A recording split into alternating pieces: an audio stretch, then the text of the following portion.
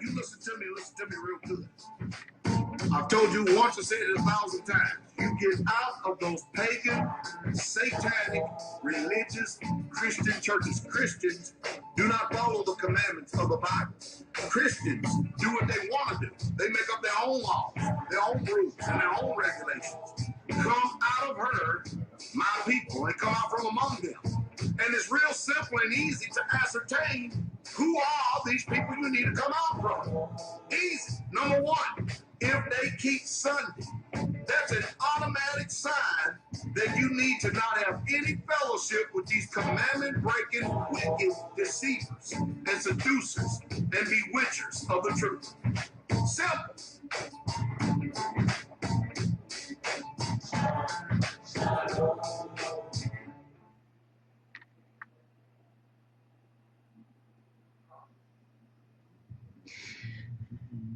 I testify only to the sisters, to the women. I start my journey years ago. I remember pastor said a word. He said, you will all come to a crossroad in your walk. And I hung on to that because it didn't make any sense to me, considering I had already stepped into the faith. And I didn't realize there was another crossroads to make. And so here we are, fast forwarded years later, and I can feel and sense, and anyone with discernment can, that many souls are in a crossroad,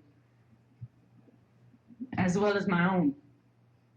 Living here, for the sisters out there, doesn't spare you. And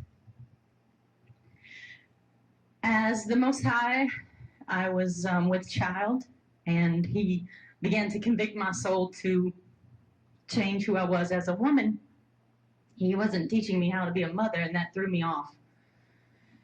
And I started to hear the word differently, and I started to see myself.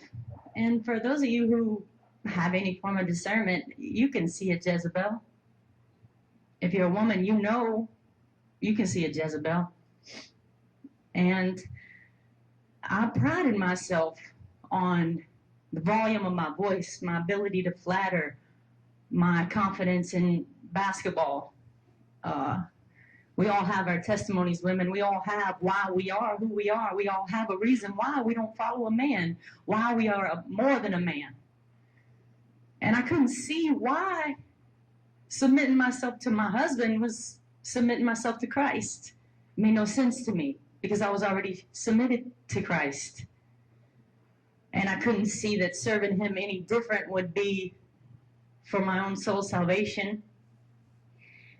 And so when my soul got to this crossroads, just within the past few months of my life, and I started to really kick and rebel within my inward man, such as many women are doing right now. I feel it, we see it.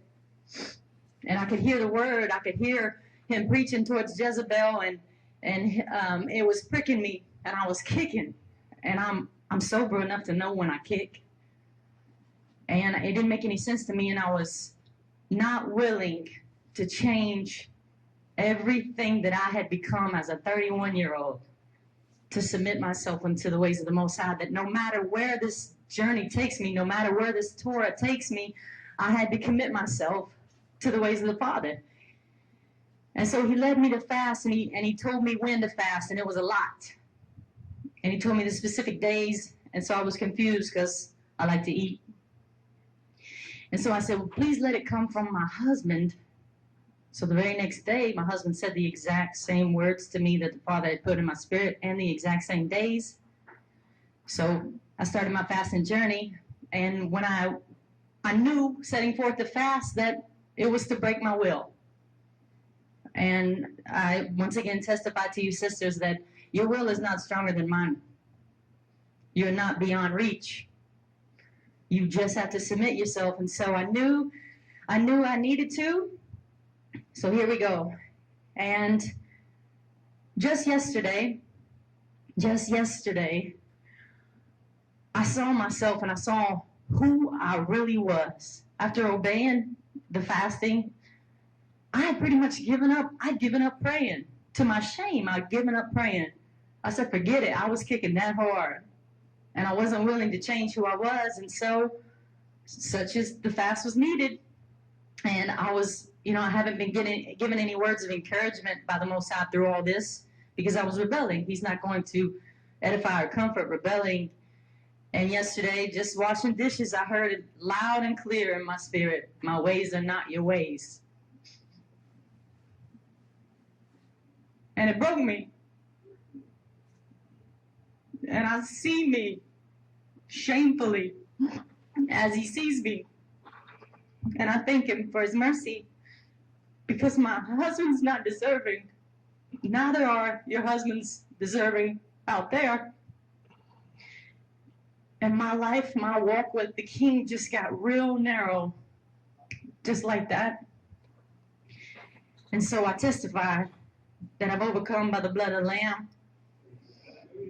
And you won't see me the way you've always seen me, saints. Everything about me has changed just like that. And I praise him for it.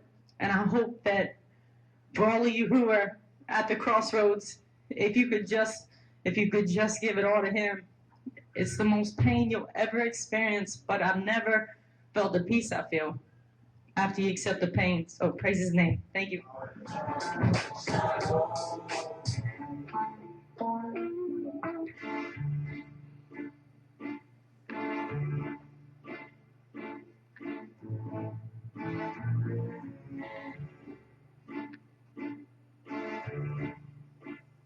Uh-oh, look at him looking.